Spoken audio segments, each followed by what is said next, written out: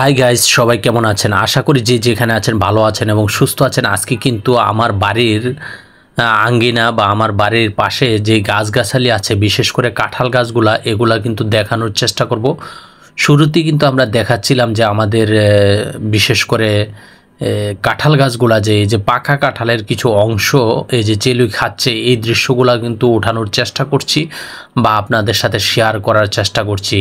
তো আমার বাড়িতে কিন্তু বেশ কাঁঠাল গাছ মোটামুটি ভালো আছে। এগুলো হচ্ছে নতুন চারা, আগে কিন্তু পুরান গাছগুলা ছিল, কিন্তু ওইগুলো বর্তমানে নেই, বিভিন্নভাবে কেটে ফেলা হয়েছে, বিভিন্নভাবে কিন্তু পানির কারণে মরে গেছে এইরকম। তো যাই হোক, এখন নতুন চারাগুলাও কিন্তু খারাপ না, মোটামুটি বেশ কিছু চারা গাছ আছে এবং এখানে কিন্তু মোটামুটি ভালো ফলন আসছে।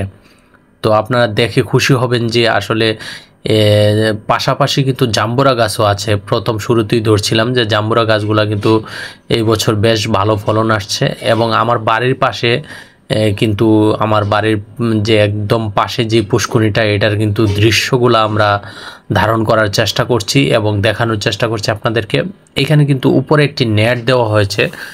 নেটটি দেওয়া হয়েছে আসলে বিভিন্ন প্রাণী পাখি কিন্তু এই ছোট ছোট মাছগুলো নষ্ট করে, তার জন্য কিন্তু এই নেটের ব্যারিকেডটা দেওয়া হয়েছে। যাই হোক, আমার বাড়ির আশেপাশের আঙিনাগুলো কিন্তু আপনাদেরকে দেখাচ্ছি।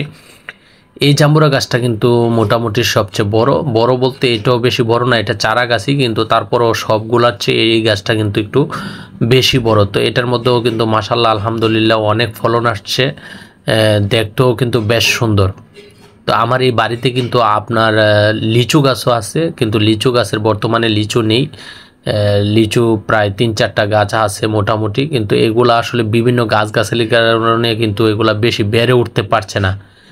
এখানে কিন্তু এই যে আমার 2 মেয়েকে দেখতে পাচ্ছেন, তারাও কিন্তু পাশাপাশি দেখছে বাড়ির পুষ্করিণীর আশেপাশে, মানে তারা হচ্ছে যে আমার সাথে সাথেই যেখানে যাই সেখানেই যাই। যাই হোক, এই হচ্ছে পরিবেশের দৃশ্যগুলা দেখানোর চেষ্টা করছি। তো এখানে কিন্তু আম গাছও আছে, আমাদের মোটামুটি অনেকগুলো আম গাছও আছে। তো যাই হোক, আম যেহেতু এই বছর আসলে ফলন আসে নাই ভালো, হয়তো চারা গাছে কিছু অল্প কিছু আসছিল, তো আমের দামও কিন্তু এই বছর বেশ ভালোই ছিল। যাই হোক আলহামদুলিল্লাহ, যাই আসছে, কারণ রিজিকের মালিক তো একজন।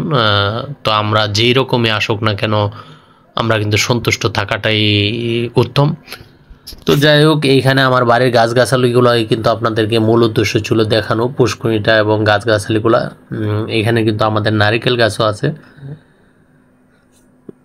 তো যাই হোক, সবাই দোয়া করবেন যেন ফলন সবসময় ভালো আসে এবং বাচ্চারা যেন খেতে পারে এবং আমরাও যেন খেতে পারি, এবং আপনারাও যেন কখনো যদি সুযোগ হয় আমার বাড়িতে আসার, তখন আপনারাও যেন খেতে পারেন।